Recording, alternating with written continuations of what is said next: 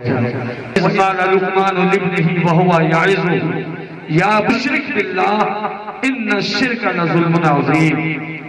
حضرت لقمان اپنے بیٹے کو نصیحت کرتے ہوئے یہ فرماتے ہیں اے میرے بیٹے لا تشرک باللہ، اللہ کا کسی کو شریک مت ٹھہرا، نہ اس کی ذات میں کوئی شریک ہے نہ اس کی صفات میں کوئی شریک، وہ ایک وہ وحدہ لا شریک ہے. ان الشرک لظلم عظیم، اس لیے کہ شرک بہت بڑا ظلم. اس کا تعلق عقیدے سے ہے، ہمارا عقیدہ درست ہو جائے. ہم اللہ کو ایک مان، جب ہم نے اللہ کو ایک مان لیا تو حضرت لقمان کہتے ہیں میرے بیٹے جب تم نے اللہ کو ایک مان لیا تو اب تمہیں اللہ کی قدرت کو بھی ماننا پڑا. اللہ فرماتا یا بنی انہا ان تکو مثقال حبت من خردل فتکن فی صخرۃ او فی السماوات او فی الارض یاتی بها اللہ ان اللہ لطیف خبیر. اے میرے بیٹے ایک رائی کے دانے کے برابر کوئی چیز چاہے وہ کہیں بھی ہو، آسمان کی بلندی پہ ہو، زمین کی پستی میں ہو یا سمندر کی تہ میں ہو، یا آتی بہ اللہ، اللہ قیامت کے دن اس کو بھی اپنے قریب بلائے. ان اللہ لطیف خبیر، اس لیے کہ اللہ بہت بڑا باریک بھی، اللہ اتنا بڑا قادر ہے کہ ایک معمولی سا ذرہ چاہے وہ کہیں بھی ہو قیامت کے دن اس کو اپنے قریب بلا لے گا. اب اس کی قدرت کو ملاحظہ کریں. اس گھڑی بنانے والے کی دکان پہ جائیں دیکھیں، جب وہ گھڑی کو کھولتا ہے اس کے باریک ذروں کو دیکھتا ہے تو ان آنکھوں سے نہیں بلکہ ایک مشین لگاتا ہے، ایک آلہ لگاتا ہے، اور آپ خود بھی کہتے ہیں ان آلہ کے ذریعے سے دیکھتا ہے. لیکن اللہ رب العزت اتنا بڑا باریک بھی ہے کہ ایک معمولی سا ذرہ چاہے وہ کہیں بھی ہو یا آتی بھی اللہ اس کو بھی اپنے قریب بلا لے. یہی تک محدود نہیں ہے، روایتوں میں ہے ایک پہاڑ ہے، پہاڑ میں ایک چٹان ہے، چٹان میں ایک پتھر ہے، پتھر میں ایک کیڑا ہے اور کیڑے کے منہ میں بھی ایک کیڑا ہے. اللہ اس کو دیکھ ہی نہیں رہا ہے بلکہ اللہ اسے رزق بھی پہنچا رہا ہے. وہ اتنا بڑا قادر ہے.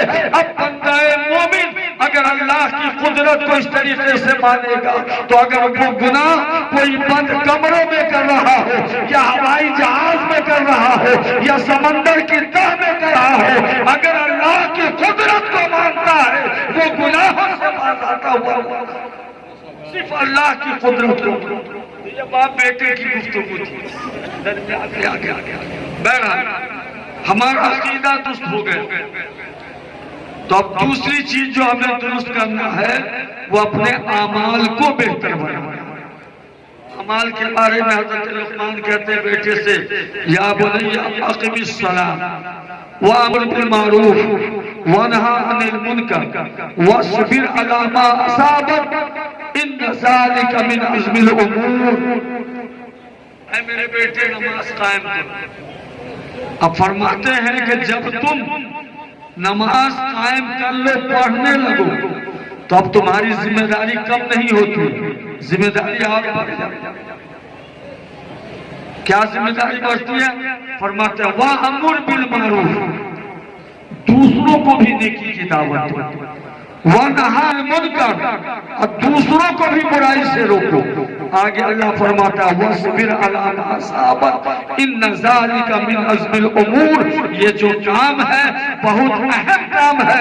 جب اس کام کو کرو گے راستے میں پریشانی آئے گی، راستے میں کٹھنائی آئے گی، لیکن وَاصْبِرْ عَلَىٰ مَا أَصَابَكَ إِنَّ ذَلِكَ مِنْ عَزْمِ الْأُمُورِ.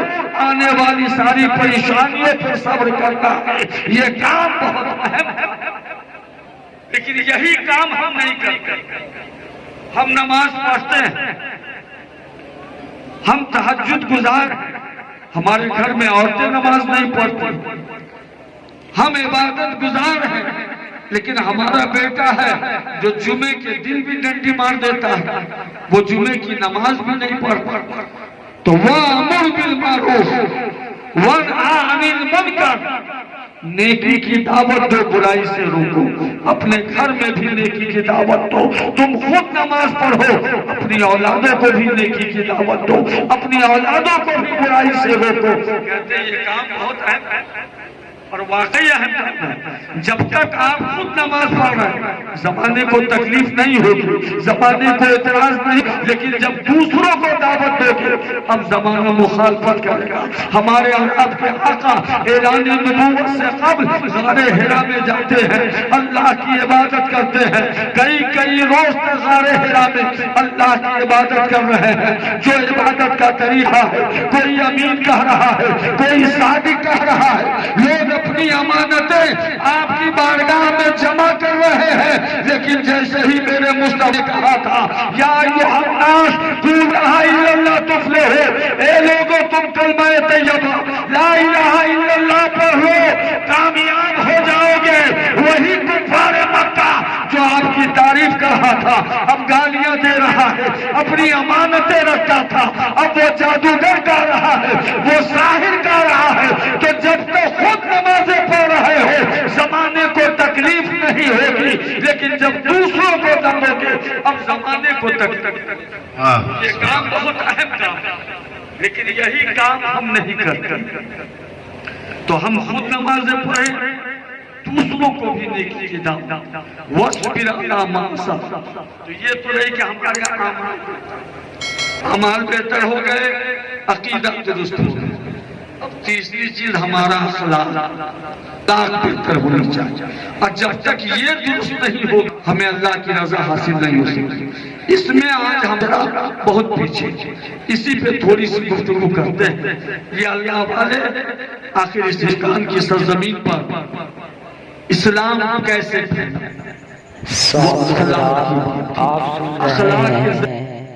اپنا سیوانی نیٹ ورک کی جانب سے۔